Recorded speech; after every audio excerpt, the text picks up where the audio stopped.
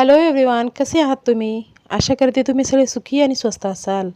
मी दीपाली तुमचं पुन्हा एकदा मनापासून स्वागत करते माझ्या नवीन एका छानशा ब्लॉगमध्ये. तर फ्रेंड्स, हा व्हिडिओ ना जो मागचा व्हिडिओ होता ना त्याच्या पुढचाच आहे.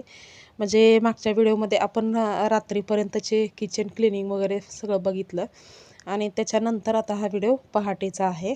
तर 3:30 वाजलेले आहेत पहाटेच्या आणि उठलेली आहे मी.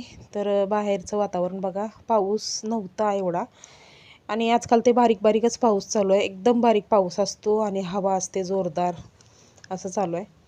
तर आज ना इथे मी बटाटा, वाटाणा आणि फ्लॉवर मिक्स करून भाजी बनवणार होते.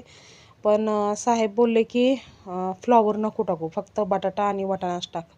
तर मी काल ना आणून ठेवलं होतं फ्लॉवर. मी विचार केला की ट्राय करून बघावं, खाल्ले तर खातील सगळेजण. पण मी आणून निवडून वगैरे ठेवलं, सगळं व्यवस्थित करून ठेवलं आणि त्यानंतर मग साहेब बोलले की अचानक, म्हणजे अगोदर बोलले की खातो म्हणून आणि नंतर अचानकच बोलले की नको नको, फ्लॉवर नको टाकू त्याच्यामध्ये. म्हणजे असं आहे आमच्या इथे ना, भाज्या ज्या आहेत ते खातच नाहीत जास्ती. पत्ताकोबी, फ्लॉवर वगैरे अजून भरपूर भाज्या आहेत ते खात नाहीत साहेब वगैरे. तर आता इथे मी बसून ना बटाटा कट करून घेतला. त्यानंतर कोथिंबीर म्हणते, टमाटा आणि कांदा वगैरे सगळं कट करून घेतलं बसून. पीठ मळून घेतलं चपात्याचं आणि आता इथे सुरुवात करायची आहे भाजी बनवायची. अगोदर सगळ्यात भाजी बनवून घेते आणि त्यानंतर मग चपात्या वगैरे बनवते. तर भाजी तर नॉर्मलच बनवणार आहे, जशी मी प्रत्येक भाजी बनवते. कांदा, टोमॅटो, अद्रक लसणाची पेस्ट, झालं तर पावडरचे मसाले वगैरे टाकून. तर तसंच सेम बनवणार आहे. तर आता ना एवढं सगळं करण्यामध्ये म्हणजे ना 3:15 झाल्या होत्या आणि आता एकदम फास्टमध्ये मला सगळं काम करावं लागेल. पटकन फोडणी देऊन लगेच चपात्या वगैरे बनवून घ्याव्या लागते, कारण फक्त आता अर्धा तासच फक्त राहिला आहे. त्यामुळं फटाफट सगळं करावं लागेल.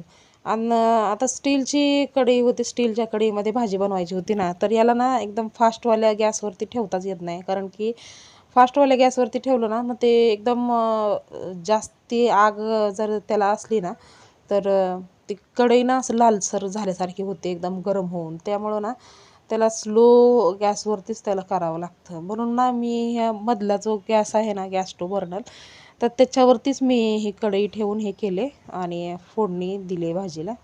आणि त्याचसोबत बाजूला ना चहा पण बनवून घेतला पटकन. आणि ह्याचे ना हँडल जे आहेत ना, ते जास्ती असं गरम होत नाहीत कढईचे. म्हणजे एकदम आपण फास्ट गॅस स्टोव्ह वगैरे ठेवला ना, तर मग होत असतील कदाचित. पण मी ना स्लो गॅस स्टोवरतीच करत असते, त्यामुळे ना हँडल वगैरे त्याचे गरम होत नाहीत. म्हणजे आपण त्याला पकडू शकतो असे आहेत हे स्टीलचं. म्हणजे याला प्लास्टिकचं ते हे नसलं ना तरीसुद्धा आपण याला हात लावू शकतो. तर आता इथे ना भाजीला फोडणी देऊन झालेली आहे आणि चहा पण उकळलेला आहे. पटकन साहेबांना चहा देते, ते पण उठलेले आहेत, त्यांना चहा देते. आणि पाऊस बघा चालू आहे बाहेर आणि हवा पण चालू आहे जोरदार. त्यामुळे ना दरवाजा बंद चालू करत करत माझं म्हणजे असतं चालू. कारण की एकदम जोरात हवा आली ना, तर गॅस स्टोव्ह बंद पडत असतो सारखं सारखं. त्यामुळं ना ते जास्ती एकदम, आणि भीती पण वाटते ना जास्ती जोरात हवा आल्यावरती. एकदम असं ते काचा वगैरे एकदम हादरतात, असं एवढी जोरात हवा येते. आणि आमचं घर तर फ्रंट साईडलाच आहे, त्यामुळं ना डायरेक्टली हवा आमच्या घराला डायरेक्ट येते. म्हणजे असं अडचणच नाही ना, पुढं पूर्ण मैदान आहे, त्यामुळं डायरेक्टली हवा येते आमच्या घरामध्ये. तर आता इथे साहेब त्यांची तयारी झाली आणि ते गेले त्यांच्या जॉबवरती. पण ना हे पावसामुळे ना ज्या बाहेरच्या लाईटी आहेत त्या बंद आहेत. किटच्या इकडे जाण्यासाठी जे लाईटी आहेत ना रोडवरती लावलेल्या, त्या बंद आहेत. त्यामुळे पूर्ण काळोख सगळा अंधार पडला होता. पण मी बाहेरची बाल्कनीतली लाईट चालू केली, त्यामुळे थोडासा उजेड पडला होता खाली. तर आता गेलेले आहेत साहेब त्यांच्या जॉबवरती. आणि ना कालच मला वैभवदादांनी चाऊमिन म्हणते, मोमोज बनवायचं सामान आणून दिलं होतं. तर बरेच दिवस झालं मुलं ना माझे पाठीमागं लागली होती की मम्मी मोमोज नेमकं कसं असतं बघू तरी, आणू तरी आणि करून खाऊ तरी, असंच त्यांचं चालू होतं. पण इथं ना म्हणजे भेटतच नाहीत मोमोज वगैरे, भेटत नाहीत इथे. पिझ्झा भेटतो स्टेशनच्या साईडला, पण मोमोज भेटत नाहीत. बाकी चायनीजचं थोडंफार भेटतं इथं जवळ, पण ना मोमोज भेटत नाहीत. कधी पण गेलं ना तर नाहीत नाहीत असंच असतं. त्यामुळं मग मी म्हणलं की घरीच बनवून खाऊ घालावं थोडंसं. कारण भरपूर दिवसापासून त्यांचं चालू होतं, रिक्वायरमेंट भरपूर दिवसापासून होती त्यांची की मोमोज बनवायचे, मोमोज खायचे म्हणून. म्हणून म्हणलं की एखाद्या वेळेस आता मैदा खरं तर मेन तर अवॉइड करायचा असतो आपण, कारण मैदा ना लवकर पचन होत नसतो. त्यामुळं ना ते मैदा जास्ती नाही खायचा. कधीतरी असं थोडंसं खाल्लं ना तर काही वाटत नाही, पण जास्ती नाही खायचं. तर इथे ना 6 वाजलेले आहेत आणि तोपर्यंत मी हे सगळं तयारी करून ठेवली इथं. म्हणजे मोमोज बनवण्याची. इथे लसूण सोलून ठेवलेले आहेत. झालं तर कांदा कट करून ठेवला आहे, गाजर आणि पत्ताकोबी खिसून ठेवली. याच्यामध्ये ना शिमला मिरची वगैरे पण टाकायची असते, पण शिमला मिरची आणली नव्हती. फक्त गाजर आणि पत्ताकोबीच आणलं होतं. याच्यामध्ये ना सगळं चांगलं आहे. मोमोज बनवायला ना सगळं चांगलं असतं, पण फक्त ना मैद्यामुळं ते थोडंसं हे असतं, चांगलं नसतं खाण्यासाठी. तर नेक्स्ट टाईम मी जेव्हा बनवेन ना, तेव्हा मग ते गव्हाच्या पिठाचं मी बनवेन. आता फर्स्ट टाईम बनवते, त्यामुळं मग थोडंसं मैदा आणला होता. तर मी असं मैदा ठेवत नाही घरामध्ये, पण ते बनवायचं होतं म्हणून वैभवदादाला काल रात्री आणायला सांगितला थोडासा मैदा. म्हणजे पाव किलो फक्त मैदा आणायला सांगितला. तर आता इथे ना चटणी अगोदर मी बनवून घेते मोमोजची. तर इथे सुक्या मिरच्या होत्या थोड्याफार आणि आपल्याला जेवढं तिखट पाहिजे ना तेवढ्याच मिरच्या इथे वापरायच्या. तर आता आणि मी मिरच्या इथे हे केल्या, वापरल्या होत्या, पण थोडीशी चटणी ना जास्ती तिखट झाली होती, असं झालं होतं. तर 8 ते 10 मिरच्या इथे मी वापरल्या होत्या आणि अर्धा टोप पाणी ठेवलेलं आहे गरम व्हायला आणि त्याला जसं ते गरम झालं ना, आदान आलं ना पाण्याला, तसं मग त्याच्यामध्ये हे टोमॅटो आणि सुक्या मिरच्या आणि लसूण हे शिजायला ठेवायचं आहे. तर आता इथे देठं काढून घेते अगोदर, कारण मी देठं काढून ठेवलं नव्हतं भरणीमध्ये ते सुक्या मिरच्या. सुक्या मिरच्या ना मी ती इडली वगैरे बनवताना, चटणी वगैरे बनवताना लागतात ना कधी कधी. झालं तर अन्नूताई कधी पण खिचडी वगैरे बनवते ना, तेव्हा ती सुक्या मिरच्या थोड्याफार टाकते, त्यामुळे मी आणून ठेवल्या होत्या. तर आता हे 2 टोमॅटो मोठे मोठे आणि एवढ्या सुक्या मिरच्या हे असे टाकले आणि टोमॅटो अर्धा अर्धा कट करून टाकले आणि त्यानंतर ना लसणाच्या कळ्या टाकल्या, म्हणजे 8 ते 10 कळ्या असतील. तर तेवढ्या लसणाच्या कळ्या टाकल्या आणि आता याला ना व्यवस्थित असं शिजवून घ्यायचं आहे. जोपर्यंत याची टमाट्याची साल वेगळी होत नाही ना, तोपर्यंत त्याला शिजवू द्यायचं चांगलं. आणि आता तोपर्यंत ना इथे चालू आहे माझी मोमोज बनवण्याची, म्हणजे पीठ मळायची तयारी चालू आहे. पीठ अजून मळलेलं नव्हतं, फक्त भाज्या कट करून ठेवल्या होत्या. तर ते पीठ मळायची तयारी चालू आहे. पाव किलो पीठ आणलं होतं ना, तर ते तेवढं सगळंच मी पीठ मळून घेतलं. म्हणजे थोडंसं असं पीठ बाजूला ठेवलं होतं वाटीमध्ये, कारण की कधी गरज पडली ते लाटताना वगैरे तर लावायला. थोडंसं काढून ठेवलं. बाकीचं सगळं पीठ घेतलं होतं इथं आणि त्याच्यामध्ये ना आपण जसं करंज्यासाठी करत असतो ना तसंच करायचं. म्हणजे थोडंसं चवीपुरतं मीठ पण टाकलं आणि म्हणजे ना तेल पण टाकलं. तर जोपर्यंत ना असं मूठ बनत नाही ना तोपर्यंत म्हणजे तेवढंच तेल टाकायचं. आणि आता इथे ना मी पीठ पण मळून घेतलं व्यवस्थित आणि त्यानंतर आता मोमोजचा जो मसाला आहे तो मसाला तयार करायची तयारी चालू आहे. म्हणजे ते सारण जे असतं ना मधलं, तर ते बनवण्याची तयारी चालू आहे. तर कढई घेतली आता. स्टीलची एक कढई आहे, जर्मनच्या 2 आहेत. तर जर्मनच्या कढई ना असं काळ्या काळ्याच होतात काय माहिती, तर त्याला अवॉइड करा थोडंसं. तर इथे ना ते सारण बनवण्यासाठी मी अद्रक आणि लसूण बारीक बारीक कट करून ठेवलं होतं, एकदम बारीक कट करून ठेवलं होतं, किसून ठेवलं तरी चालतं. तर अद्रक लसूण टाकलं, त्यानंतर कांदा टाकला, त्यानंतर किसलेलं गाजर आणि पत्ताकोबी टाकली आणि त्यानंतर मग त्याच्यामध्ये ना चवीपुरतं मीठ टाकलं इथे आणि आता थोडंसं ना काळी मिरीचं पावडर टाकायचं आहे. तर काळी मिरीचं पावडर पण टाकताना थोडंसं कमीच टाकायचं होता होईल तेवढं, नाही तर ना ते चरकतं जास्ती काळी मिरीचं पावडर असेल तर. तर इथे ना मी 1 चमचा छोटासा टाकलं होतं, तर झालं होतं व्यवस्थित. तर आता हे ना जास्ती याला शिजवत बसायची गरज नाही, साईडला काढून ठेवलं मी एका ताटामध्ये. थोडंसं क्रंची क्रंची भाजी असली ना तरच छान वाटते. तर आता इथे तोपर्यंत चटणी बनवण्यासाठी जे आपण हे शिजायला ठेवलं होतं ते पण व्यवस्थित शिजलं होतं, मिरच्या, लसूण आणि टमाटर. तर ते एका प्लेटमध्ये काढून घेते आणि थंड करून घेते आणि याच्यावरची ना साल काढून घ्यायची असते टमाटावरची. तर मी अगोदर हाताने प्रयत्न केला, पण ना चटके बसत होते हाताला, त्यामुळं ना मग चिमट्यानेच त्याची जे काही साली वगैरे होत्या ते सगळ्या साली काढून घेतल्या टोमॅटोच्या आणि त्यानंतर ना त्याला हे जे आहे सगळं त्याला ना वाटून घ्यायचा आहे ह्याच्यामध्ये मिक्सरमध्ये. तर आता ह्याला वाटून घेते. तर आता इथे बघा छान अशी स्मूथ पेस्ट तयार झालेली आहे. आणि आता याला ना जास्ती काही हे करत बसायची गरज नाही. फक्त थोडंसं तेल टाकलं कढईमध्ये आणि जी पेस्ट आपण तयार केली होती ना तर त्याला कढईमध्ये टाकून घेतलं. आणि ना थोडंसं वाटताना ना मी थोडंसं पाणी टाकलं होतं त्याच्यामध्ये थोडंसं एकदम. तर आता याच्यामध्ये ना सोया सॉस थोडंसं टाकायचं. इथे जास्ती पडला चुकून, पण ना मी एकदम थोडंसं म्हणजे अर्धा चमचाच सोया सॉस टाकला. कारण की जास्ती टाकलं ना ते रुचकर एकदम कसं तरी विचित्र लागतं, ते तुरट तुरट लागल्यासारखं लागतं. तर सोया सॉस टाकला. त्यानंतर थोडंसं व्हाईट विनेगर टाकलं अर्धा चमचा. आणि त्यानंतर टोमॅटो कॅचअप टाकला थोडासा. आणि आता याला व्यवस्थित शिजवून घ्यायचं आहे. त्याच्यामध्ये चवीपुरतं मीठ आणि काळी मिरीचा पावडर एवढं टाकलं ना मग आपली चटणी जी आहे ती तयार. म्हणजे थोडंसं शिजवलं एक 5 मिनटं तरी पण आपली चटणी जी आहे ती तयार होते एकदम. तर आता कलर पण याला चांगला आलेला आहे जवळजवळ. आणि आपलं सोया सॉस टाकलं ना त्याच्यामुळं जास्ती कलर चांगला येतो, भरत येतो कलर त्याला. बाकी आपले लाल मिरच्या आणि लाल टोमॅटो त्याचा कलर तर असतोच असतो. तर आता याला ना एक 5 मिनटं याला व्यवस्थित शिजवून घेणार आहे. आणि चटणी पण एवढी टेस्टी झाली होती. आणि ते मोमोजच्या आतलं जे सारण असतं ना ते सुद्धा एवढं भारी लागत होतं ना, खरंच मस्त लागत होतं एकदम. तर वैभवदादांना खूप आवडलं होतं मोमोज. तो बोलत होता की मम्मी मला दुपारपर्यंत ठेवू अजून. मग त्याला 2-3 ठेवले होते दुपारी, म्हणजे जेव्हा तो आज शनिवारचा दिवस आहे ना तर त्याला दुपारून शाळा सुटते ना, त्याची लवकर शाळा सुटते. तर तो बोलत होता की मी शाळेतून जेव्हा येईल ना तेव्हा मी अजून खाईल, मला आता म्हणजे अजून थोडंसं ठेव असं म्हणून सांगितलं होता. तर त्याला ठेवले होते दुपारसाठी. तर आता इथे ना तेल संपलं होतं. म्हणजे आता ते हे जे मोमोज आहेत त्याला ना फ्राय करायचं आहे. कारण ते स्टीम केलेले मोमोज जे आहेत ना ते म्हणजे एवढं चांगलं वाटतच नाही ते बघायला पण एवढं चांगलं. त्यामुळे ना मग अन्नूताई बोलली होती की मम्मी फ्राय करून घे मोमोज म्हणून. तर मग आता ते फ्राय करण्यासाठी तेल संपलं होतं. तर मी एक पॅकेट जे आहे ते भरणीमध्ये भरून घेतलं.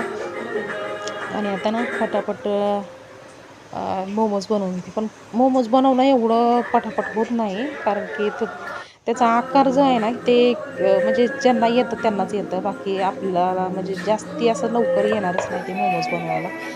ते मोदक बनवल्यासारखंच मी बनवलं होतं. नंतर मी अगोदर ट्राय केलं की तसं ते शेप येतो का स्वतःला, म्हणजे ते जसं शेप असतो ना मोमोजचा तसा येतो का ते ट्राय केलं होतं. पण ते काही मला जमलं नाही. त्याच्यामुळं मग मी ना ते मोदक बनवल्यासारखेच नंतर सगळे मोमोज जे आहेत ते बनवले होते.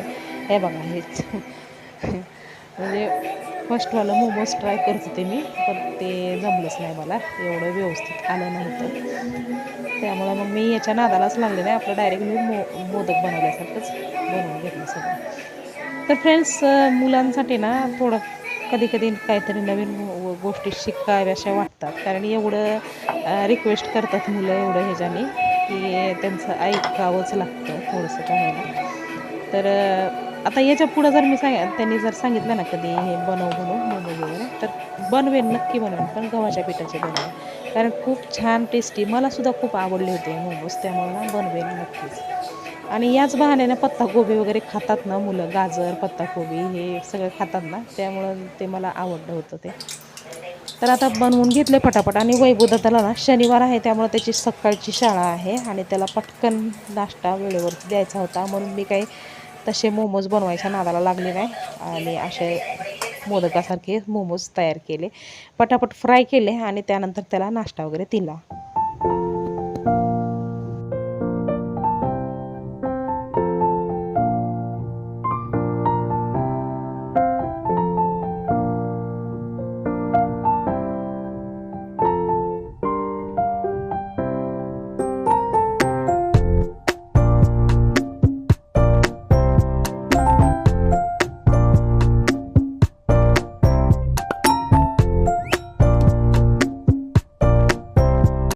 तर फ्रेंड्स, आता गरमागरम मोमोज इथे तयार झालेले आहेत आणि फ्राय केलेले होते त्यामुळे छान लागले टेस्टला.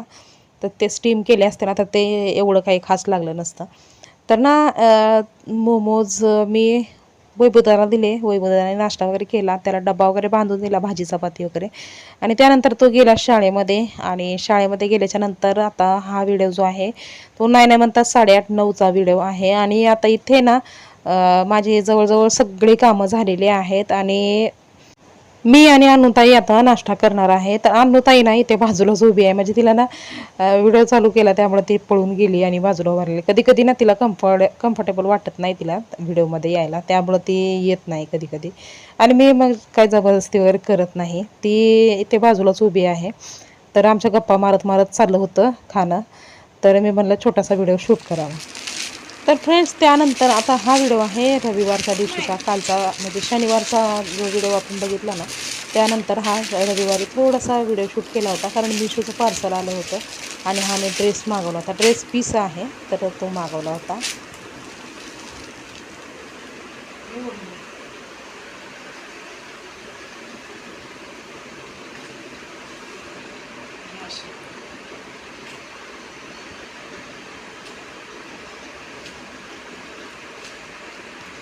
Pant piece